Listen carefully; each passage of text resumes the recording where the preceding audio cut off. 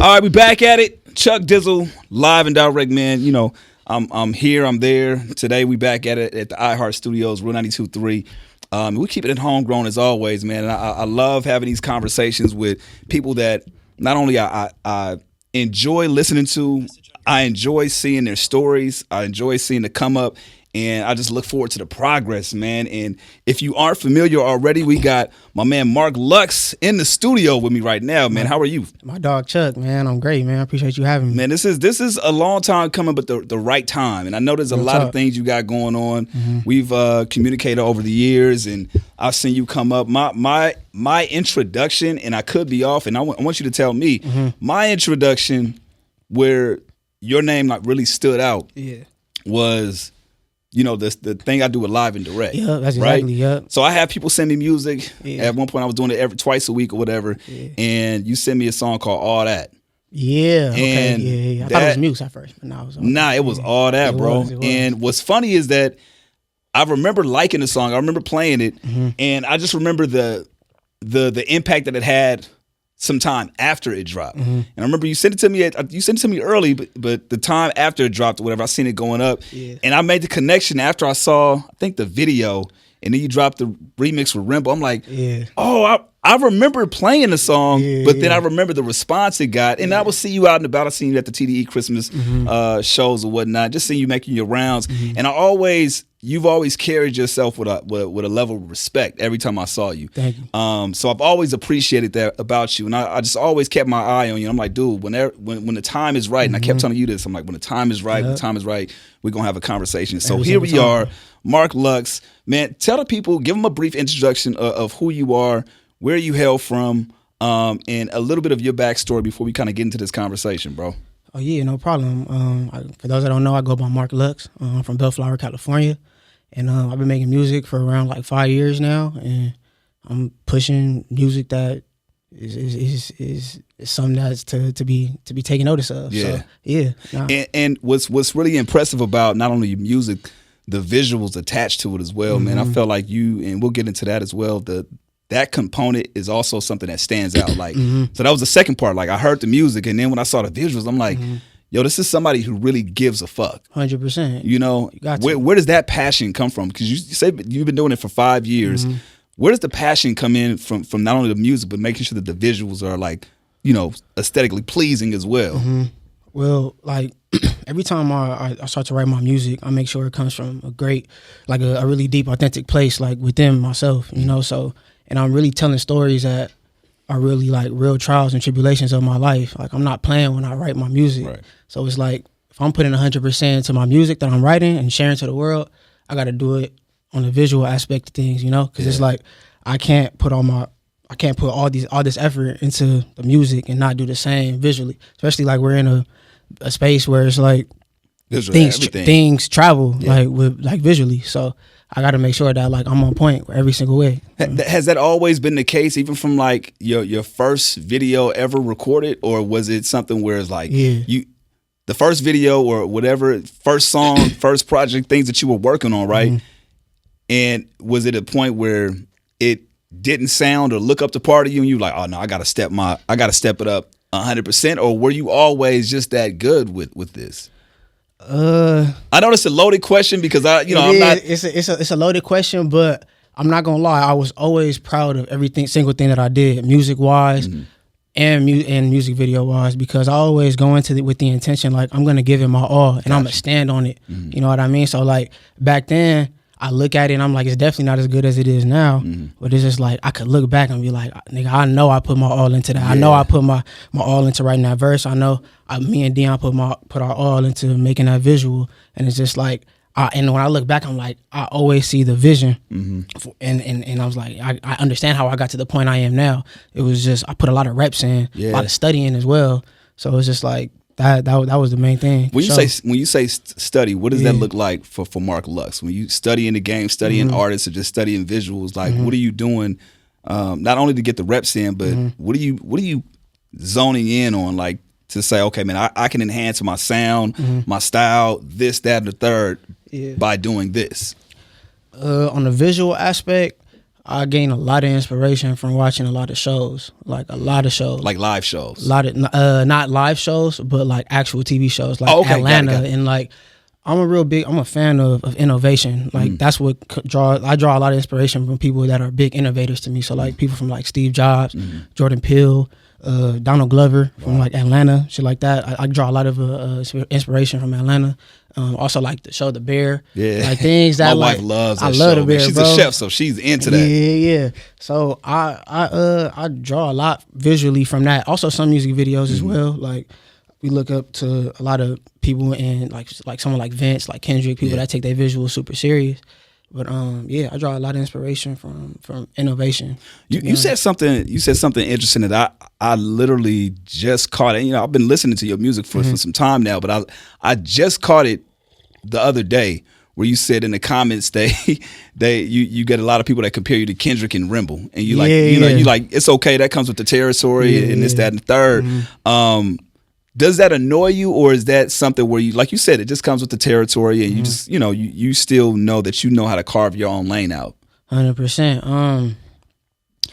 One thing I am gonna say, like, and people could tell through my music, like, Dot is a huge inspiration to me. Like, literally, nigga done talked about streets that I drive past and drive on every single day, you know, and like just I saw his whole come up since I was in 5th grade, you know. Since I was in 5th grade, bro.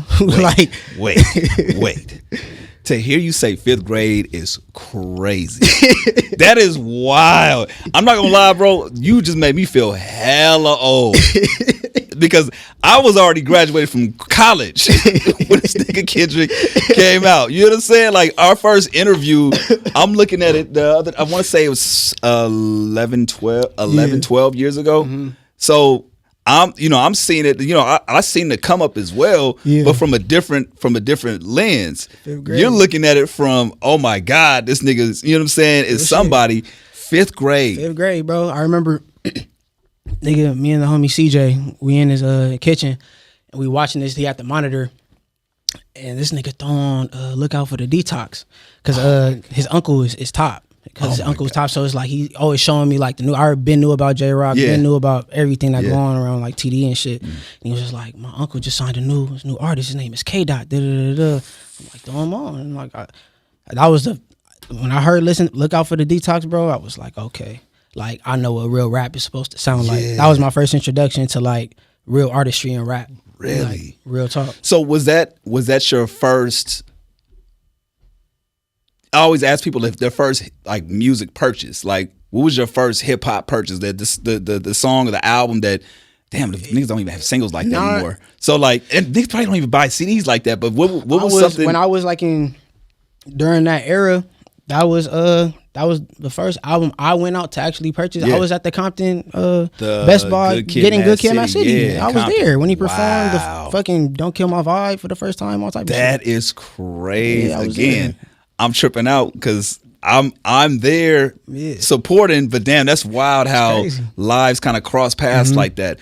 Okay, that's interesting, man. That's really interesting. But to your point, like you said, this is somebody that you're inspired by, so it's no offense. But at the same time, what I love about it though, yes, you can hear the influence, but it's not like a copying of styles. Right. You know what I'm saying? And I think there's a difference between the two that people kind of need to make the difference of. You know what I mean? And that's been my whole thing throughout this whole journey. It's like, I don't mind, them telling me I sound like him or I sound like Rimble. I think they say I sound like Rimble and Kendrick because I can actually pronounce my words and like articulate myself. Like, I feel like that's where most of it be really stemming from. But I just want to make sure like I distinguish. I'm not the next Kendrick. I'm the first Mark Lux. I love that, and I really want people to understand that and just take that. I don't mind them doing it because I just want them to know like I'm doing it in a tasteful way. Yeah, like you can know that's my inspiration, but I am making music that I feel like is different, and when I drop my album, you gonna know like it's different. Yeah, but for sure, yeah. And I mean, to be honest, and even Dot was inspired by Wayne. Exactly, you know what I'm saying? And inspired by Hove. And at one point, I remember when Kendrick sounded like Wayne. You know what I'm saying? And then he found his voice, and he branched off into a different area. But I mean, everybody's gonna get those comparisons. It's gonna be what it's gonna be. So I like that. I like your approach of not letting it necessarily offend you. And I also like the fact that you kind of threw it in people's faces too and had Rimble on the remix. Yeah, so all exactly, that, you like, exactly. hey, okay. I play into it every single yeah. time. I'm like, all right, like, and that I'm happy they did that because that made me like, oh, like let me just hit the nigga. Yeah. Like, and he rocked on it. That's fire. Yeah. The Slumpsons, man, talk about that, man, because I had a chance to go to your pop-up. Yeah, thank you for coming. And that was just amazing, just to kind of see. I always love to see an artist kind of build their own entity, their own structure. You know what I'm saying? And you had this pop-up where you had your merch, you out there performing, and you had a lot of people out there just supporting you. You know what I mean? And I got a chance to see your team. I got a chance to see moms and just everybody who loves Mark Lux, man. Talk about the Slumpsons, what that means to you, and then the whole Mark Lux team, man. Yeah, shout out. First of all, thank you to everybody that went to that event. It was something super special. And that was something that I was like, I was skeptical to put on, like I was scared. Really? Why? It's just like, that's your first event ever. It's just like, are people gonna show up? This and that. But it's just that like, shit was packed. It was packed. It was packed. Shit was packed. And y'all showed out, and I really, really appreciate y'all for coming.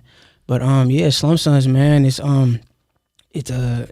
me, Dion, and we also have a strong team behind us that helps us get our vision across.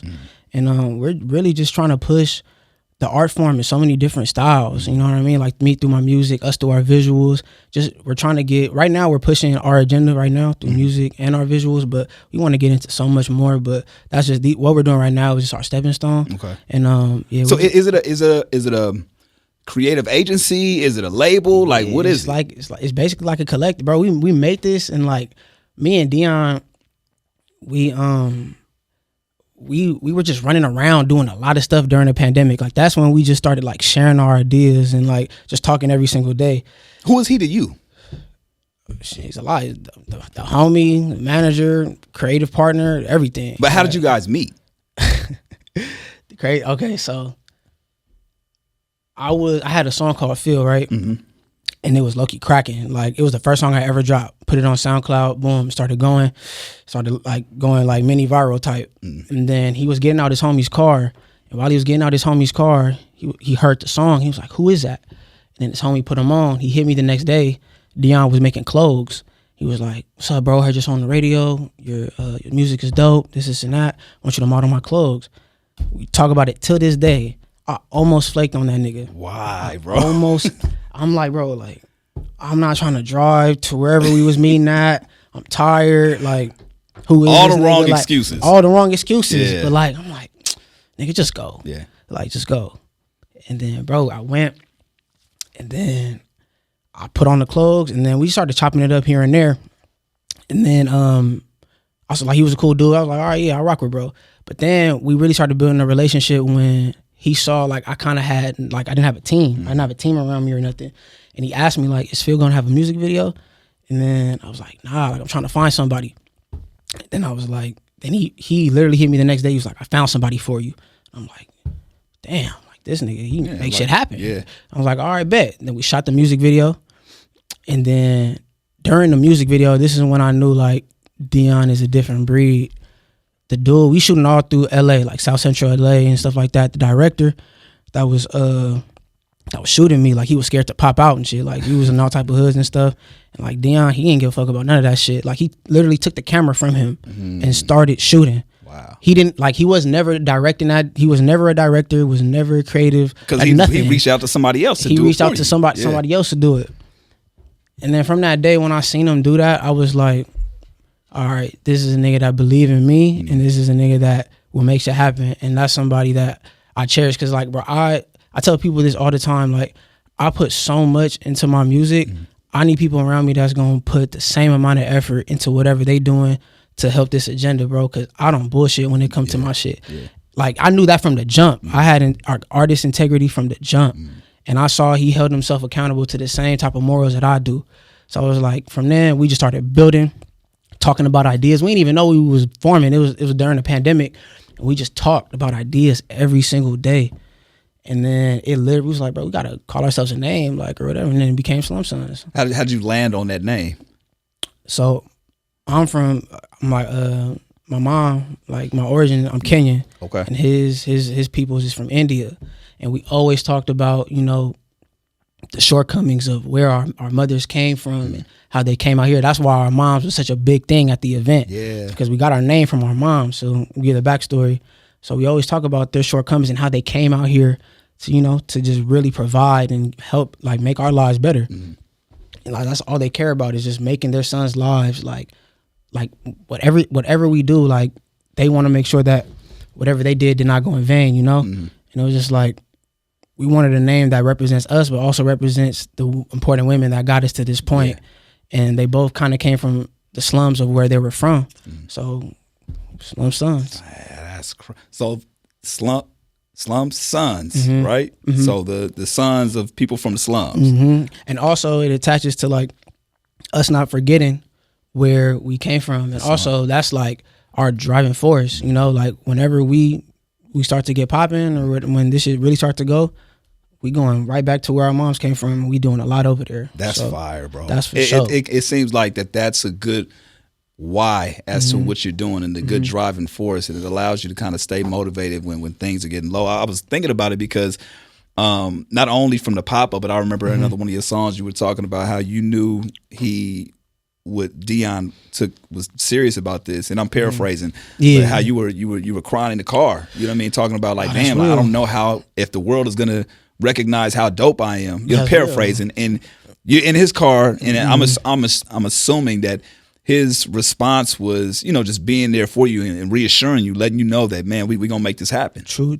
story, bro. I was it was like 2021.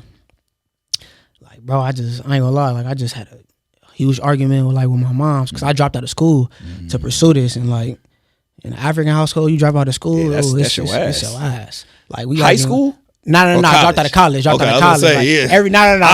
know how you stayed home. You know, you wouldn't have been living there. That's crazy. But I'm sure it was just as intense because you know. What? So before you get into that, what was the plan like when you were going to college? Like, were you? What was Mark Lux doing prior to music, and what was the goal at that time before music? So I had a little NIA scholarship to go play in Kansas. And then I started getting into a lot of shit out there. Like, long story short, like I tear my meniscus, got in a fight with some coaches. Damn. Like physical type shit. And then I got kicked off the team. Then the next year they let me back. And then like, that's when I tore my meniscus my second year, but I didn't even get to play. I'm like, all right, this football shit is over with. And that's when I started going through like the worst fucking mental breakdowns of my life in my dorm room by myself in the middle of nowhere in Kansas. I can imagine how tough that is. Like dealing with something like that already is one thing, but when you're away from family and away from friends, it has to be a whole different kind of like. It was, bro, and I'm grateful I got put in that space because that was the first time I ever got to sit down with myself. Ever, like I was by myself every single day. I couldn't travel with the team. There's nothing to do. All I could do is think about my life and listen to music. And then that's exactly when I made the choice, like, because I was making music a little bit in high school, but then I was like, when football was over, I was like, what am I going to do in my life? And I sat. And I'm not trying to be no fucking kinesiology. I'm not trying to do nothing what I'm majoring in. Like, I'm being real with myself. I'm like, let me try this music thing because that's all I was listening to. Like, all I was listening to was like Isaiah Rashad, Dot, like just niggas that are keeping my spirits high. And I was just like, I want to do that. Like, I want to, whoever's in this position, like, I want to do that and just uplift their spirits. And I came back. I made my name, Mark Lux, while I was packing up my bags, and I started rapping. Then I came to LBC. Then I did one semester. I don't even think I finished the semester at LBCC. And then the pandemic happened. I was like, I'm done. It's a wrap.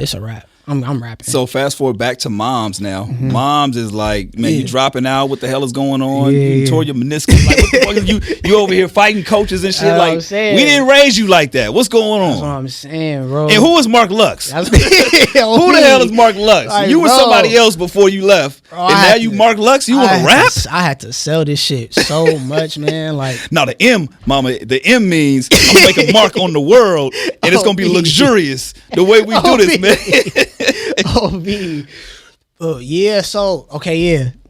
So we just arguing, and I'm on my way to the studio. She already hot. Like, you're not going to school. Now you going to the studio. I'm like, yeah, mom, I gotta go to the studio. And that was just like, now, right at this point, I'm kind of like 2 years in, nothing really going on like at all. And I'm like, damn, like that's when, you know, the doubt start to creep in. Like, is this shit gonna work? Like, this and that. Like, am I gonna let my mom down? And I really just want to make her happy in this shit and all type of stuff. I'm like, damn, it was just weighing on me. So that nigga Dion and my boy Nolan, who's our editor, we're on our way to a Reason session. And Head is there too. That's crazy. We on the way. Extra pressure. I forgot what we was going there for, but we on the way. And I wasn't there. I wasn't going there to rap. Right. So I think that nigga Reason wanted a visual or something. But nigga, they hop in my car. I'm driving the whole way, no music. They like, what the fuck? I'm no music. Usually I'm blasting music. I'm happy. And then I just parked the car and I started bawling, crying. Like I couldn't even hold it. Like I got out the car, started crying, hopped back in. And then I started telling them, like, bro, we gotta make it in this shit. Like, I wasn't even explaining. I didn't even say what happened in the crib. Like, I just told them niggas, like, bro, we gotta make it in this shit. Like, we have to make it. We have to make it. I'm repeating that shit. Like, I'm socking my wheel. Like, we have to make it, bro. And then we walk in the studio, and I wipe my tears, and then, heading that, like nothing happened. Like, bro, that's insane, man. That's insane. That just, that again, what I see from that is what I saw and see in you every time I connect. Like, this isn't a game at all. You take this serious, and I mean, from the fans, I think, and I'm sure they get it from the visuals, they get it from how you take your artistry, and like I feel like you take your time with it. Like you don't, and I don't know if that's a gift or a curse as well, because now we're in the age of like flooding is a thing, right? And you're somebody that I look at is quality over quantity. 100%. And when you drop, it's intentful, or it's intentional. Excuse me. And I know that can kind of weigh on you as well. But I salute you for kind of like staying true to that, because in the day and age where that can be kind of tough, you kind of stay true to that. So I want to get into Bellflower because, you know, you mentioned South Central, of course. We all. I'm from the South Bay. I'm from Carson, so I'm very familiar with that area. But you don't really get too many artists talking about that, right? Which I think that's another gift on your side, because it stands out. Talk about Bellflower and what that city means to you, and the light that you hope to shine on that city. Yeah, man, Bellflower, a real dope place. Growing up, you don't really ever want to say you from Bellflower, but hold on. Oh, my bad. Oh, gotcha. Oh, yeah. Growing up, you never really want to say you from Bellflower. And I thought, like, as I got older, I'm like, man, that's kind of weird. I kind of don't like that, because Bellflower is a place where I really appreciate now, because it's a great melting pot, bro. Like, it's a melting pot, and I got all sides of the world living over there. Like, just running through Bellflower and Long Beach, because that's just, like, my jurisdiction. Like, bro, like, I got to encounter so many different types of people, like from all walks of life, from the gangbangers to like white people to Asian people to Indian people. Like, I think that's why I appreciate Bellflower so much. And like, I never lacked. Like, I was never far away from anything that's going on in Compton or LA. Like, I'm in LA functions every weekend with the homie Eli. Like, we driving everywhere. Like, I'm functioning with everybody. Like, but it just wasn't cool to say you from Bellflower, I guess, just because niggas didn't bang over there like that, you know. But yeah, bro. So like, as I grow up, I'm like, I'm a champion it, because one, I think, and I use that to my advantage too. You should. Like, I really understand how to use this to my advantage, because ain't no nigga ever came up out of here, and nobody. I was just gonna say, if I don't know if I'm missing anybody. You know, I come across a lot of artists, and I'm sure that, you know, out of the tons of artists that I've seen, I'm sure somebody else has been from there, but it's like you don't necessarily hear them champion. They don't. Bellflower. They don't. But I'm gonna do that shit. And I'm gonna do it well. Like, and I'm not gonna do it corny. Like, niggas like around this that way kind of like to emulate things that are going on in LA and things of that nature. I'm like, bro, like, it's okay to say you from here. Just be yourself and be authentic. Don't I'm not no buster. Like, I grew up from over there. Like, I get respect in a lot of hoods. And it's just like I know a lot of people, and I'm from Bellflower, and it's just like I get respect because I carry myself as such, you know. So it's just like, I think we people from there gotta be proud to say they're from there, honestly, because it's a dope spot to be, and like, you can be outside, you could do a lot. I feel like that there's, and I could be wrong. Correct me if I'm wrong, because again, this is from me in our interactions. I've seen you, you know, here and there, listen to your music, and And I kind of got a hint of it when you were talking about your experience in Kansas, right? Yeah. Okay. Yeah. Are you a hothead? Can you be? Yeah. Because here's the thing. I'm going to tell you why. Every time I run into you, every time I talk with you, nothing but love. You seem to be a calm mannered individual. You carry yourself very well. There's never no extra shit. I ain't seen you at a function. I ain't seen you out in public acting up or if somebody's disrespecting you. So I haven't seen when that happens, right? But I'm like, every time I see Mark, he seem to be cool. But when you hear the music, it's like, yo, this nigga tripping. Not in a bad way, but it's oh, this. He's very confident, and there's nothing wrong with that. But it's like, oh, he's confident to the point where he's going to let you know what he feels like he's capable of. And if you got a problem with it, you know, we could throw hands. Just like one of your latest songs, Phase. You know what I'm saying? Right? So is there another side that people don't necessarily see to Mark Lux? And what brings that out? Like, personally, like, how can people see the other side of Mark Lux? And do people even want to see that?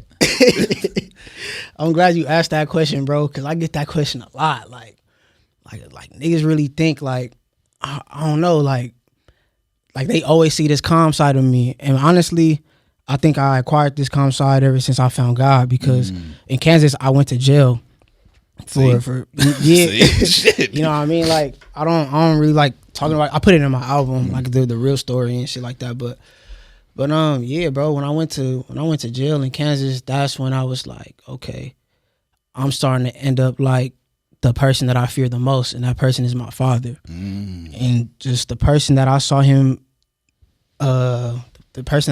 be to like my mother and to our family, and how that destructed like our whole family dynamic. I told myself I'm gonna never be like that. And when I was actually like sitting in my cell, I remember visiting him. And like what it did to my mom visiting him. Wow.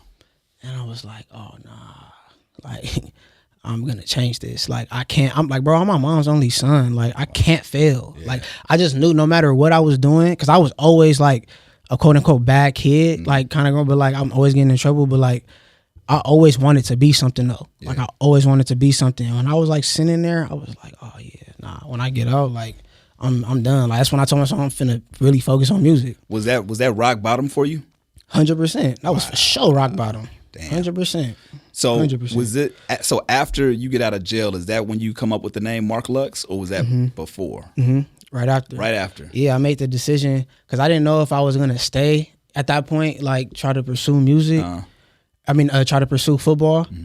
But when I got out, I was like, yeah, I'm done. I'm about to come back home. And then I'm about to focus on music. Yeah, but yeah, like there's a side that people will never really see now because I've changed. Like I really, really changed. Like I'm still the same me, but like a nigga done got older and seen the world for what it is. And I understand what I gotta be in this life. And I know like I gotta carry myself in a way that's like I gotta be a mirror image of what I'm trying to portray, you know? No, I love that.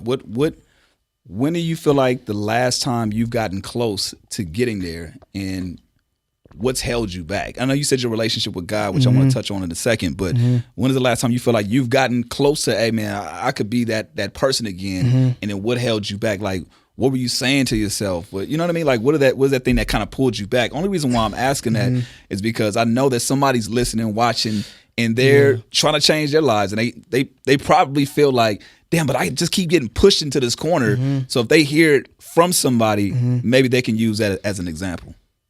Man, a couple times.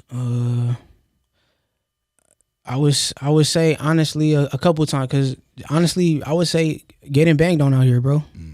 I would say getting banged on out here, like getting banged on out here, which can happen a lot. which happens a lot. Yeah. And when you get banged on out here, and I don't bang, so it's like I'm always like maneuvering out of it smooth, because like I said, I don't bang.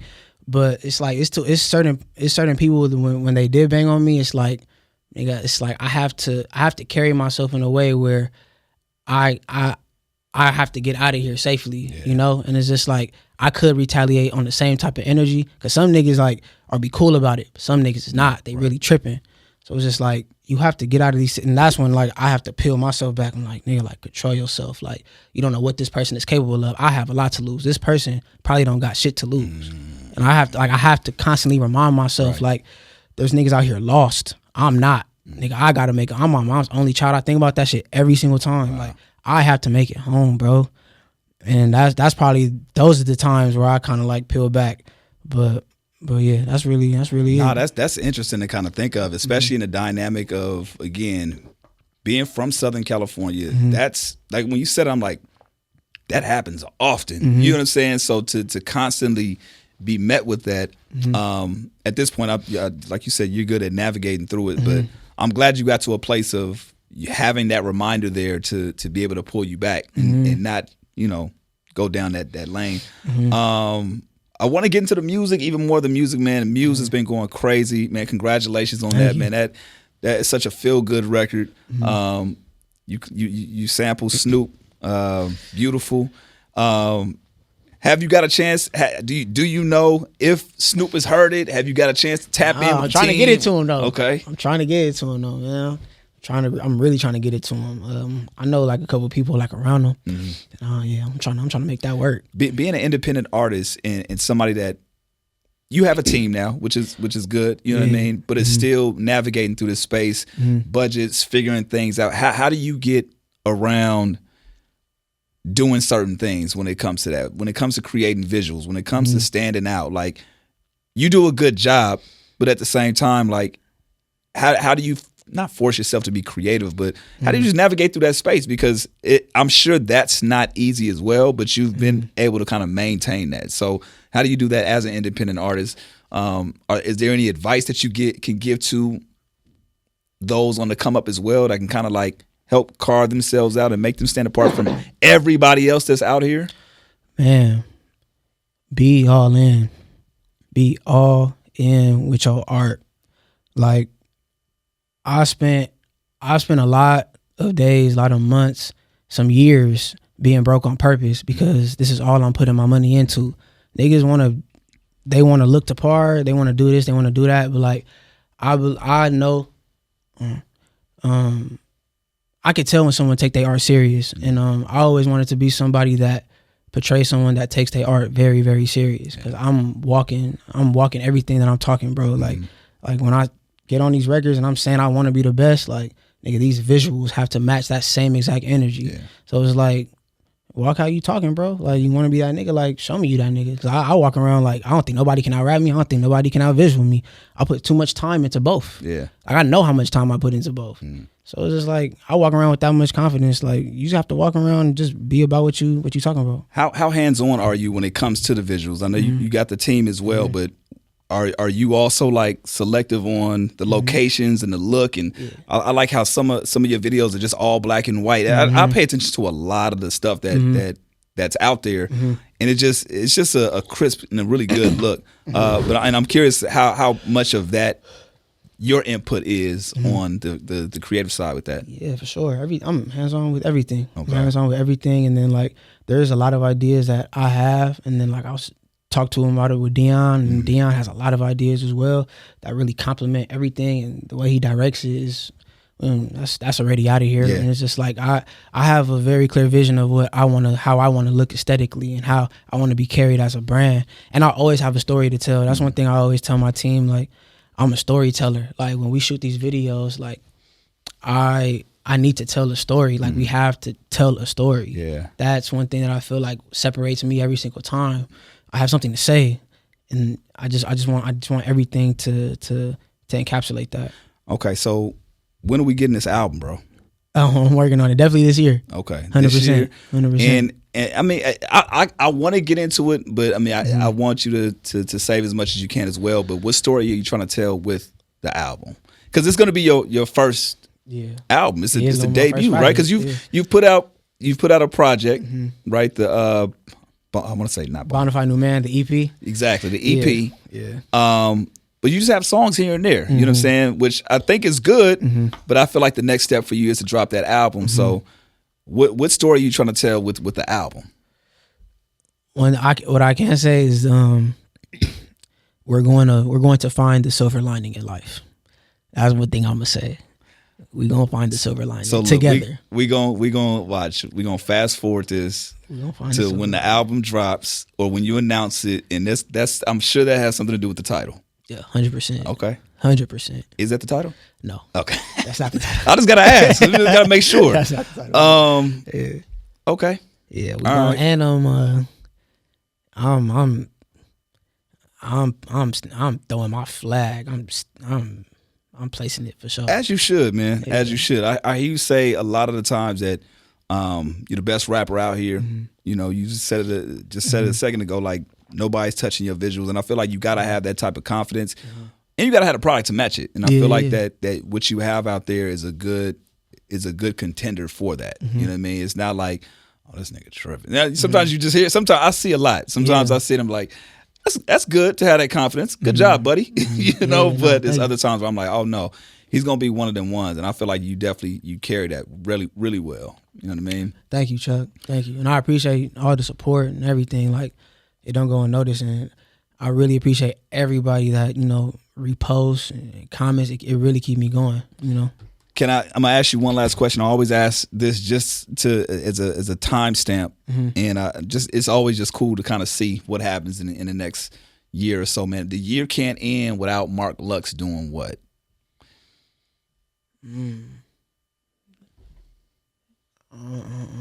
It could be career wise, it could be music wise, it could be personal. But what's one thing that's on your bucket list that you like, man, I got by this time next year or by the end of the year, this has to happen?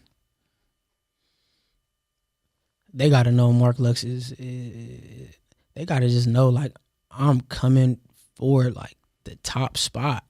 They got to know that. Like, I'm coming for whatever. But what does the top spot mean, though? Like, are you? I want to be the best, bro. That's still generic. I get that. Like, it's like, I hear that. Because that's still subjective. That's still subjective, right? Right now, we can say, I could say the best rapper in the game right now is Dot, right? Somebody else would be like, nah, man, actually Drake. Nah, man, I think, man, actually whoever, right? So it's still subjective. Right. I'm thinking of something that's like, yo, you have, like, one thing that I would say, and you can agree or disagree, I think that you would have to drop the album before the year ends. Yeah, but I was going to say, I'm like, that's a given. That's a given. Like, that's what I said. That's like, a given. So we're not going to use that. But I need something that's concrete to the point where at the end of the year, we can hold you accountable for that and be like, damn, he said he was going to do this. Like, for example, we talked to Mozzie some years back. Mozzie was like, man, I want to touch an M before the year ends.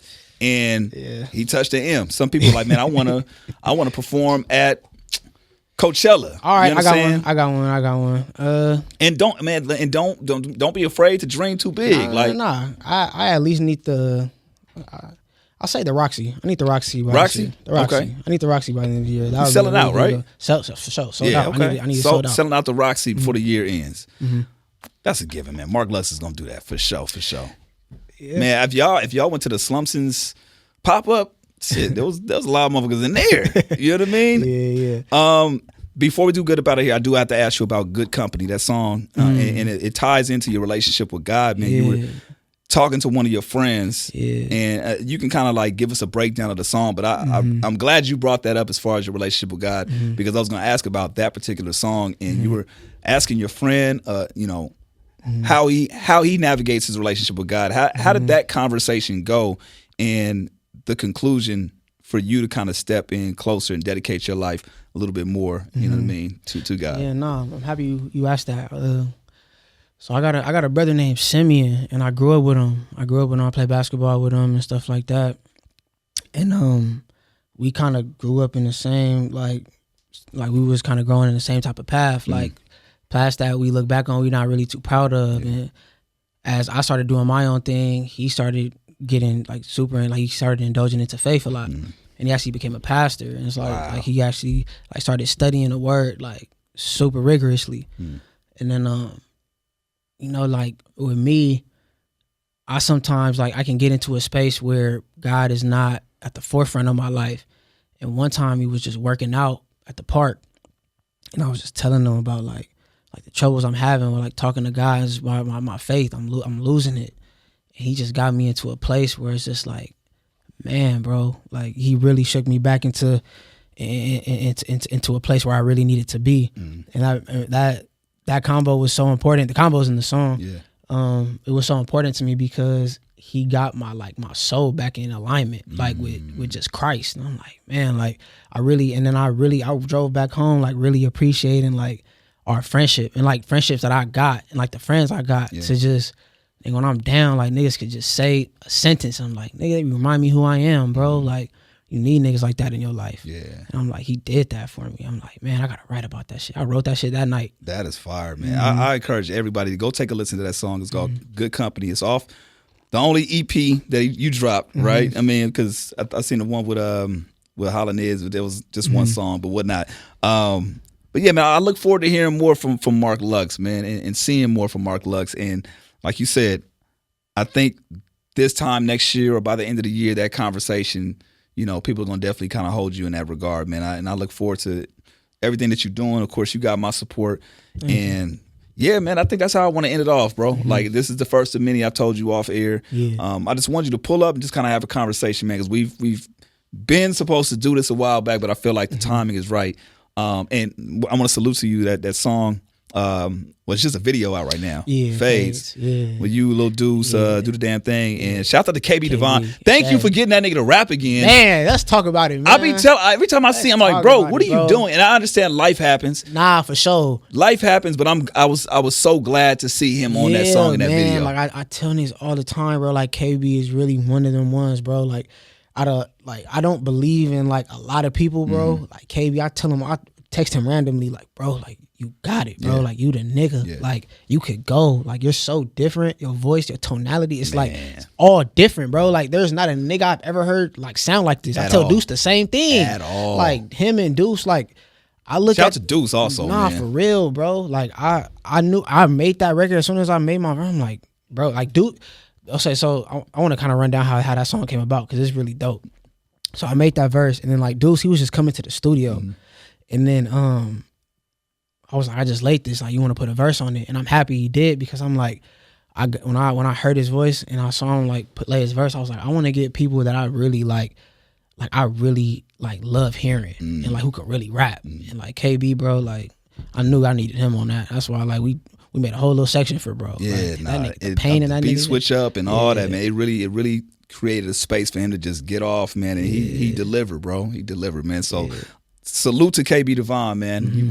We need you back outside, man. Stop playing around. Yeah, for real. Mark Lux, man, thank you again for coming on through. How can folks get in contact with you if they're interested in reaching out, collabing, getting music, popping up at another Slumpsons event or anything, yeah, bro? Man. Follow me at Mark Lux on Instagram, Mark Lux Country on Twitter. You can get everything off that. And then follow Slumpsons. That's SLUMSONS. And yeah, man. I never asked you, how did Mark Lux, I mean, you said you changed your name, but how did the name come about? What was it? So my last name is Gatonga, and in our language that means like wealthy one. Oh, so okay. This is like luxury. And I was like, I always wanted, and I didn't want to change like my first name because I want people to call me Mark. Gotcha. I want people to still call me by my first name, but I was like, Mark Gatonga, you can't scream that shit in the crowd. Like, Mark, like I want two syllables. You can, but it's a lot of syllables. You can, it's a lot of syllables. I want something that's just two syllables, straight to the point, marketable. Straight, like, love that. So I wasn't too far off. Luxury, Mark Lux, man. Thank you for coming on through. Chuck Dizzle, keeping it live and direct, keeping it homegrown. We will catch y'all next time. Love, appreciate you, Chuck. Yep.